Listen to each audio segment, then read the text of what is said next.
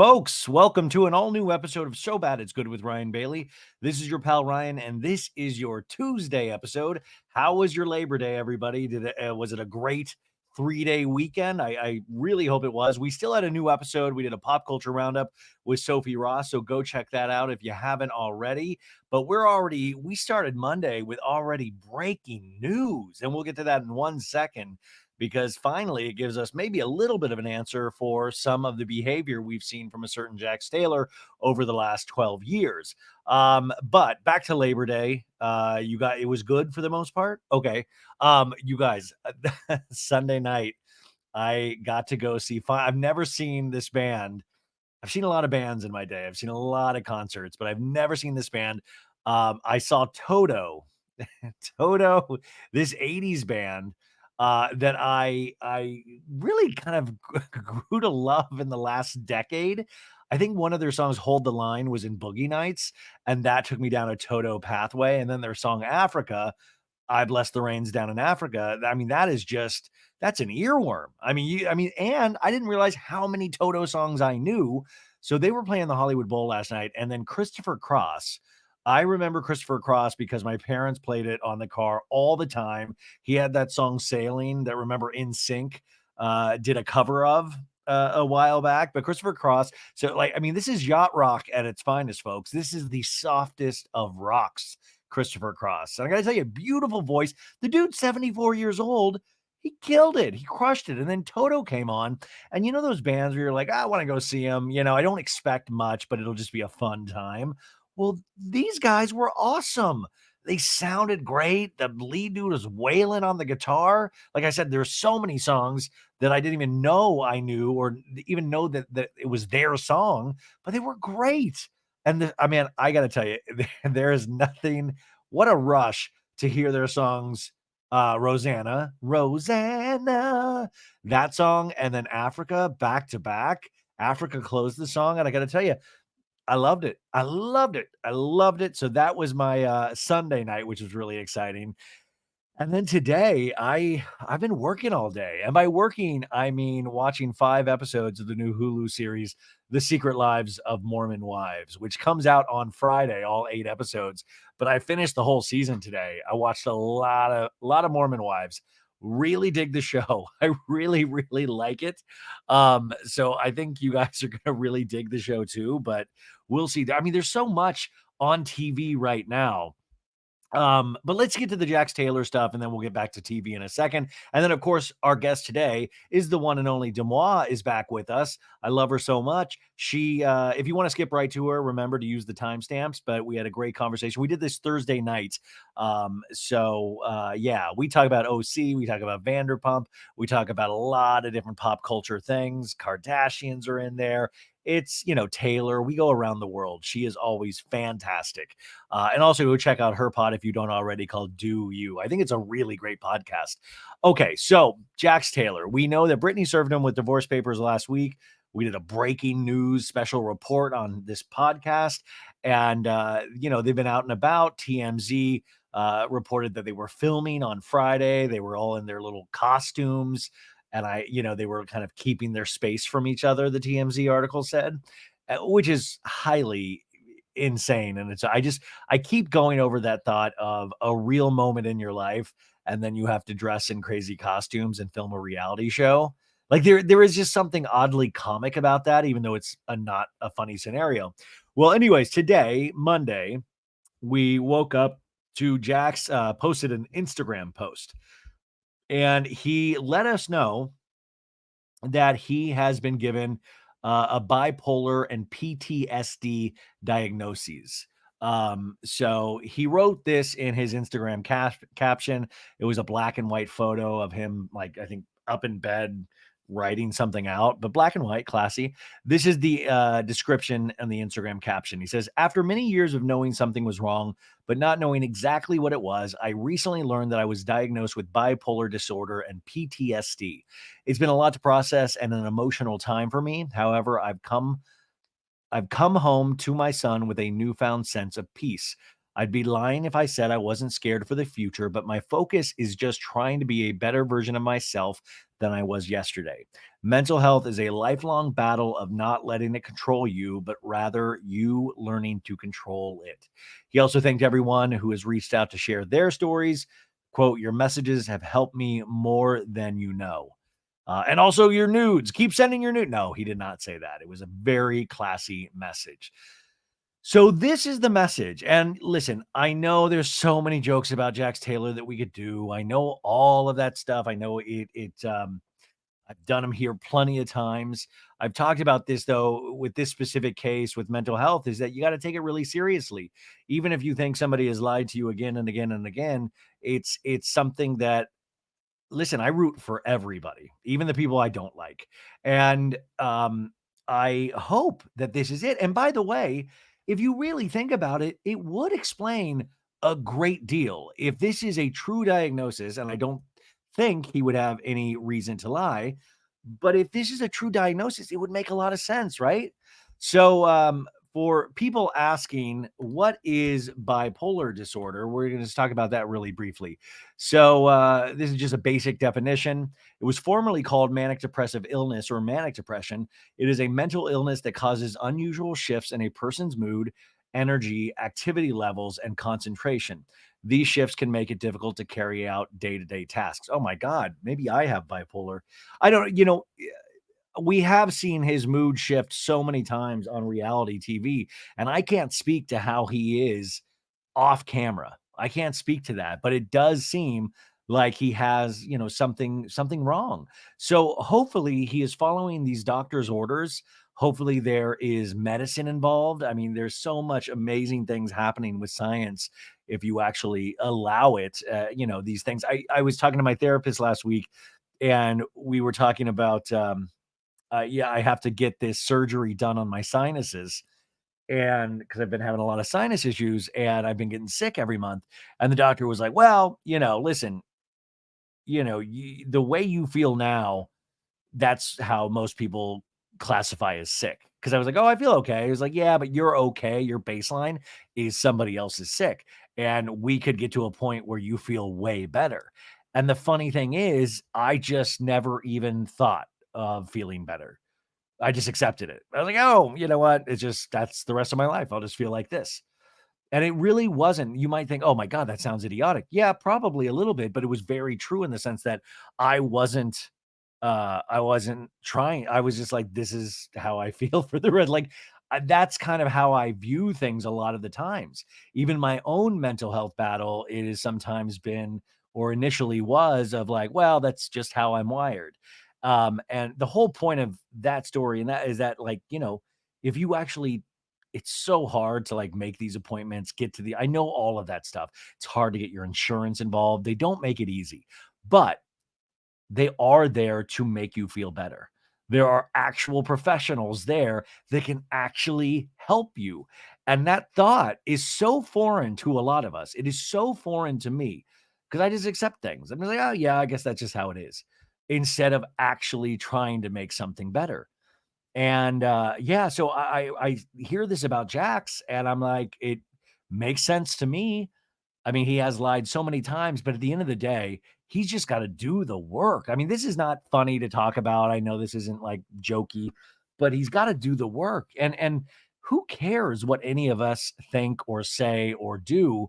None of that should, I don't know how you don't let it get to you, but it's just that he's got to focus on that path of trying to do the right things for his son.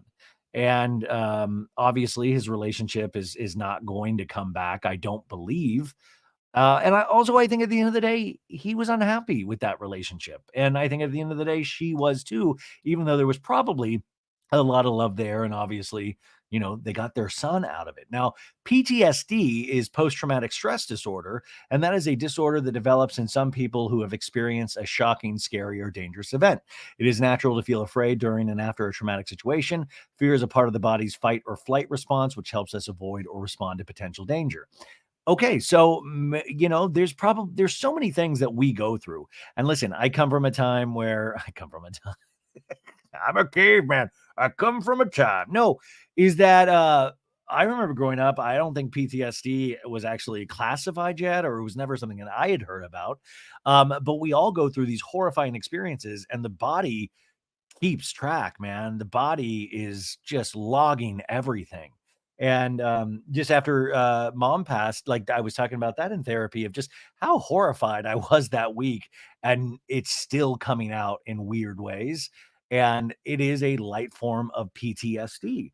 And I think, in my head, I always classify that for people that have been at war, people that are like, oh, they're on the front lines. I mean, that's and that is definite. You have PTSD, but there are other things in life that can really rock you, can scare the shit out of you, can shake all of your foundations. But the thing is, once again, for me, I was like, well, that's just how I feel. Just how I feel. It'll work itself out. And that's the thing, is that these things don't work themselves out. Is that it kind of just gets more intense over time. I mean, back in the day when you were young, you would just be able to like, I'll bounce back. It'll grow back. Like all these crazy things. And then as you get older, these things don't just magically change. So you actually have to work on it. And we could say a lot of things about, we've seen Jax make promises so many times at every reunion, saying that he's a work in progress, saying all of it, which by the way, we all are works in progress, but he's going to have to do some really hard work and some real heavy lifting. And it can't be all just Instagram posts and captions. It's got to be so much private work, and hopefully work that he does not share on screen. And hopefully that he can just kind of be honest with himself and his family and his friends. Um, and we'll see what happens from that point. But to me, this made a little bit of sense. I mean, I did not, I read this Instagram caption and I was like, yeah, I could see that. I could see, remember that last season he was on and Ariana was like, yo, you need help, man. You need therapy. And I always joke about him saying, oh, my brain is bruised. And it's like, yeah, maybe not the brain bruise thing, but all of this other stuff. You fly up the handle, you're really happy, you're really sad. Um, I could clock from a million miles away that Jax's wiring is a little different than other people's. You know how Brittany is, and probably one of the things that might have attracted Brittany to Jax, um, is she was so bubbly and so effervescent and so kind and so loving, and it kind of comes out effortless with Brittany, from what I've heard a lot of people say about her personally. And Jax is, potentially the antithesis of that. So I will find it very interesting if he actually listens to his doctors, if he commits to this process. And we have no idea. We still don't know the facility he was in. We don't know any of that information, but we found this out. Now, the other delicate issue is how somebody, how the Valley handles this. Mental health conversations are it's an important conversation. It's a huge platform to share this experience with people, and especially younger people that need to know it's okay to actually work on themselves in some way. And that sometimes brain chemistry and certain things are already stacked against us. So it's not weak to ever ask for help or to search for help for yourself. Um, so it'll be interesting to see how they handle it. Me and Jamal actually talk. This is before we found out about the diagnosis. We did this on Thursday, like I said, but we do talk about the mental health facility and what she had heard and what I had heard about him going in. So we'll see how all this shakes out, because like I said, it's a lot more than just Instagram posts. And that can feel pretty good to have everybody behind you, of like, we believe in you, Jax. But then when all that goes away, you're still left with yourself. And sometimes that can be really scary, just being left with yourself and your own thoughts. And I don't know, like, so I'm pulling for Jax. I know. Don't come at me. I don't trust Jax. I don't even, but like, I'm pulling because we all there we will all need support at some time, and we'll still be able to make fun of. And listen, if this guy blows it, he blows it, but at least there's a diagnosis and hopefully a plan of attack. Because I mean, that's the crazy thing, and that's why I related my story, is that, like, what if I go get this surgery and it actually improves my life by like 10%? Could you imagine? That would be insane. It would be so amazing. So you have to do these things because your quality of life could improve. I mean, the man has had horrible relationships for the entirety of the time that we've seen him on television. What if he can improve any of that stuff? So yeah, just something to think about. But also, like, yeah, Jack still sucks. I'm joking. Okay. Okay. One other thing, you guys, I watched the first episode of Before the 90 Days, 90 Day Fiance, part of their universe on TLC last night when we got home from the concert. And I got to tell you, man, this one, I skipped last season of 90 Day because I was just overwhelmed. And I think it was like Love Island. It was so much stuff. And, some of the 90 Day franchises, once they get to a certain point, with like Angela and Michael and Big Ed, they become stars and it kind of loses the luster. They're like pros all of a sudden, and they get like they act like stars. And you're just like, what the hell, man? Before the 90 days takes place before the 90-day period where you actually get the visa. So it's like they're meeting these loves of their life for the first time, going overseas, and it's so much more real and interesting before the 90 days than some of the other 90 days iterations because like they are still undiscovered. Like these people will probably become monsters if they continue on in the 90-day universe. But for now, you just get really really good. I know this sounds laughable. You get really good storytelling. There's some real emotional moments that you go through with these characters, even in the first episode. And it's a good season when 5 minutes in to a 90 Day Fiance episode, you're like, oh God, run, run. Why is this even happening? This should be illegal. Like when you're all of a sudden like, oh man, this is dark. This is dark. That's when it's good television. When you're like, what am I watching here? No, no, how is this possible? Let's go through some of the characters just to wet your whistle to see if this is a show that might be for. Okay, this is the cast we've met thus far, and I think they're going to be adding people as the episodes continue. We have Rain. I don't know if I'm saying that right. Rayne. She's a 37-year-old woman from New Mexico, has a couple kids, of course, and she met Chitty, who is a 33-year-old from Nigeria. Met him 5 years ago online, and this lady said she'd been in two relationships where she had her two kids, but has never felt love, has never felt passion, anything until she met Chitty online. But then it turns out, you guys, Chitty is blind. Chitty is blind in both eyes, had a tragic accident, but he still plays soccer. He seems like a really good dude, actually. And I was kind of like, oh man, this is kind of cool. I kind of am rooting for them already. And then what happens, you guys, as the show continues on, it gets deeper where she's like, I will teach Chitty my ways. And then she's like a big conspiracy theorist. She's a big conspiracy person and believes she's like, I believe in spirituality, but I believe not in a god, in aliens. She believes in aliens, which is like, I'm like, I believe in aliens to a degree. It's like, probably, but what does that do to my life? How's that going to change my life? I mean, if they come and start fighting with us, sure. But until then, what am I going to worry? Like, I just assume that they're there. But this lady like prays to aliens. And even her mom and her mom's friends are like, yo, you got to chill. It's wild. So I was already like, oh no. And then we see clips for the season at the end of the first episode. And she goes over there to Nigeria and they're, staying with Chitty's sister. And the lady has some real anger problems. And even Chitty's like, sometimes I'm scared of her. And I was like, oh no. So they've got that couple. Amazing. But like, that's what I'm telling you. These shows are good because you're scared a lot of the times for somebody or both of them in the relationship. Cause you're like, how did it even get this far? How is this? Well, how did we get here? That's good reality television in 2024. I say the same thing about Love After Lockup, one of my other favorite shows. It's on Friday night on WeTV.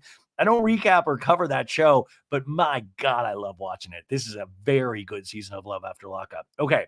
And then we have another couple, Lauren and Faith.